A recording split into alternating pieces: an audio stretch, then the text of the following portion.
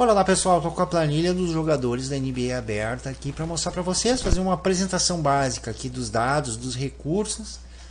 Em outro momento faço um vídeo mostrando alguns insights de análise que pode ser bem interessante para quem está começando a usar, trabalhando bastante com dados, né? Então olha que legal que nós podemos fazer aqui já de saída. Aqui, quando você abrir a primeira vez, provavelmente vai estar assim, né? Aí para você não precisar ficar mexendo aqui, ó, quero olhar o gráfico, agora quero olhar o filtro, agora quero mexer aqui para cima. Então pode vir aqui, ó, já tem uma figurinha mostrando você aqui, ó, para vir aqui, ocultar a faixa de opções, que dela fica bem customizada. No restante do layout segue já o nosso padrão, né, do casa. Os dados do casa ficam aqui no verde, do visitante para uma cor mais para o laranja, para o vermelho aqui. Então aqui nós temos também um filtro a mais aqui dos times que vocês podem ver. Já vou explicar como funciona aqui. Os jogadores e os principais dados, né? Pontos, assistências, rebotes, os acertos em 2 pontos, 3 pontos, tudo mais que vocês já podem ver aqui. O índice individual, que é bem interessante. Aqui agora eu fiz uns aprimoramentos, né? Um índice de eficiência. Temos aqui a soma dos pontos, assistências e rebotes. Quando eu não seleciono nada, né, tá zerado os filtros, mostra as médias da liga geral. O tempo médio dos jogadores em quadra na NBA é 22,48 minutos. E aqui, bem legal esse indicador aqui, que é pontos por minuto. Às vezes tem um jogador lá que joga há muito tempo, óbvio que ele tem, então justo, né, que ele tem uma média alta. E outras vezes tu tem uma média que não é tão alta, mas é porque o jogador joga há pouco tempo. Então aqui equaliza essa situação, né? Nós temos um índice de pontos por minuto, muito interessante também, principalmente que a gente quer comparar jogadores que têm tempos médios diferentes, né?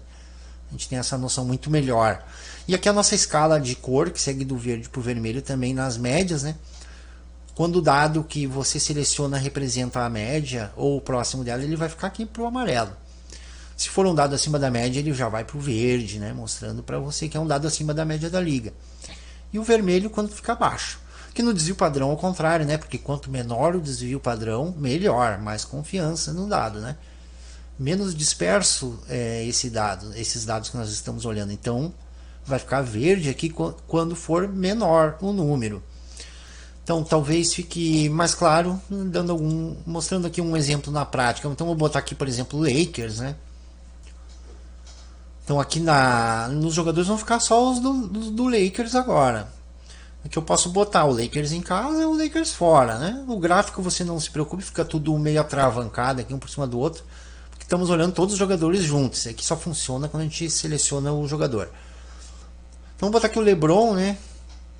Como um exemplo aqui já para a gente dar uma olhadinha. Então temos aqui um jogador com uma média muito alta. É muito mais difícil que você encontre um jogador com média alta que fique verde aqui. E não necessariamente o jogador é tão inconsistente assim, quando ele estiver no amarelo aqui, por exemplo.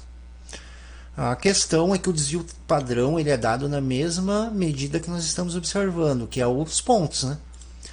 Então perceba que é muito mais difícil para um jogador com média alta manter esse desvio baixo. Porque devido a essa média alta, né, o desvio padrão dele, né, a variância dos pontos dele também tende a ser mais alta do que na média baixa. Por isso vai ser muito comum, vou botar aqui alguns exemplos, jogadores com médias baixas, né, vermelho aqui, ou laranja aqui e verde aqui. A maioria deles vão ficar assim. Pode ver, ó, médias baixas, desvio baixo também. Exatamente por esse motivo que eu estava falando para vocês. Só para você ficar atento a isso, né, para não confundir as coisas aqui. Que bom que o gráfico aqui facilita bastante, né, que a gente consegue visualmente perceber essa questão da variância, né. Então aqui você vai ver, ó, tanto dos pontos, das assistências e dos rebotes. Aí, por exemplo, mas eu quero ver o LeBron James jogando em casa somente. Então vou selecionar aqui, vai diminuir aqui.